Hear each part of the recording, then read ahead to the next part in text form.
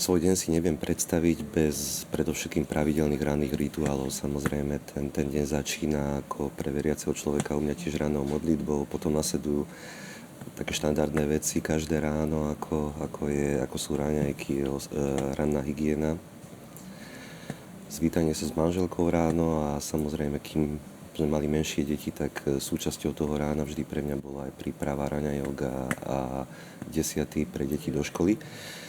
Prácu mám takú, že každý deň je pre mňa úplne iný, každý deň som na inom mieste, netrávim ho v jednom priestore, čiže neviem si spomenúť na niečo iné, čo patrí ku každému dňu, ale je pre mňa vždy dôležité, každý deň, nech som kdekoľvek a robím čokoľvek, je pre mňa dôležité vždy si nájsť počas dňa aspoň zo pár chvíľ takého vnútorného upokojenia, meditácie, zamyslenia sa.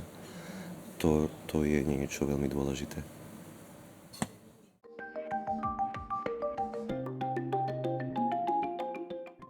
Oboje je pre mňa trošku problematické.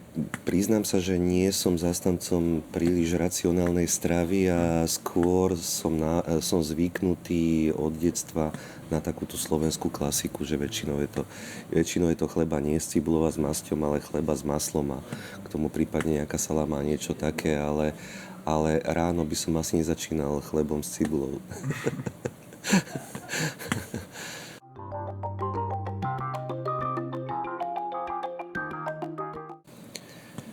S manželkou sme svoji už vyše 25 rokov. Nikdy som za celých tých 25 rokov nášho šťastného a dobrého manželstva nevaril.